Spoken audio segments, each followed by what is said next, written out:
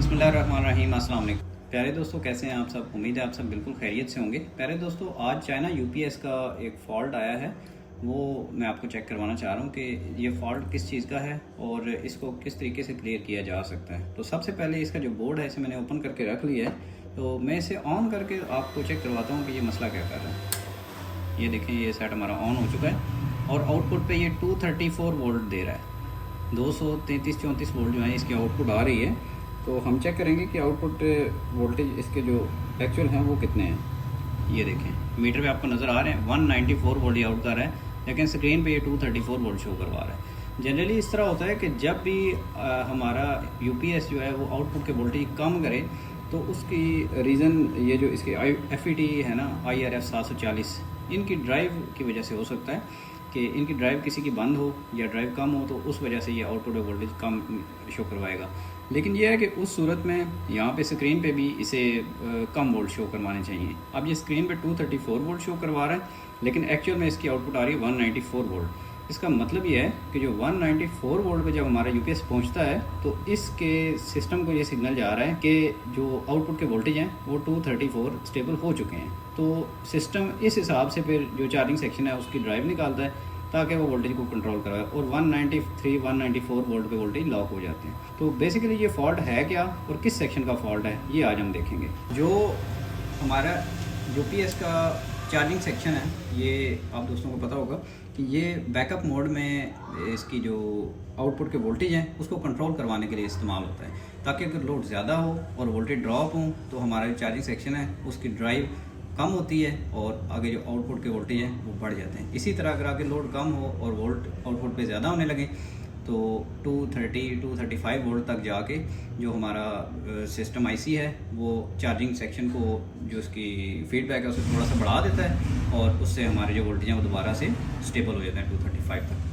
तो इस सारे तरीक़ाकार के दौरान जो हमारे आउटपुट के वोल्टेज हैं, आप सबको पता होगा कि इनपुट के वोल्टेज की सेंसिंग के लिए तो ये 2 मेगा ओम के रेजिस्टेंसेस का एक नेटवर्क बना होता है दोनों साइड पे।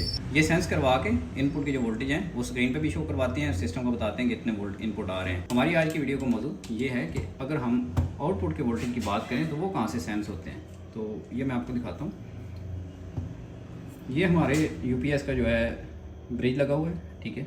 इस ब्रिज से ये 1K की 2 रेजिस्टेंसेज हैं जो कि ये 2 डायोड्स पे जा रही हैं। इन डायोड्स के आगे ये 499K रेजिस्टेंसेज लगी हुई हैं 2, और इससे आगे अगर हम बात करें तो यहाँ पे लगी हुई हैं जी ये 20K।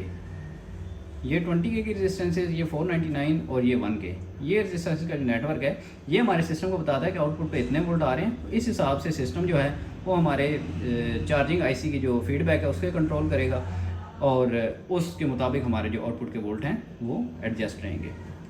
अब इस में यहाँ पे क्या हुआ है कि ये जो 2 रेजिस्टेंसेज हैं मैंने चेक किए हैं, ये मीटर से वैल्यू ठीक दे रही थी, लेकिन क्या होता है कि जब सेट ऑन होता है या इनके अंदर से जब वोल्टेज पास होते हैं तो उस वक्त इनकी वैल्यू डिस्टर्ब हो जाती है। तो ये दोनों रेजिस्टेंसेज हम चेंज करेंगे और फिर देखेंगे कि हमारा मसला हल होता है या नहीं।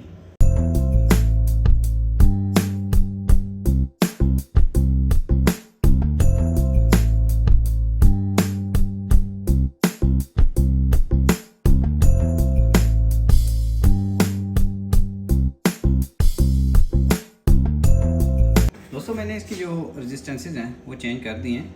अब हम दोबारा से सप्लाई को ऑन करेंगे और चेक करेंगे कि हमारा जो यूपीएस है उसके वोल्टेज स्टेबल हुए हैं आउटपुट पे या नहीं हुए। मैंने मीटर भी लगा दिया आउटपुट पे।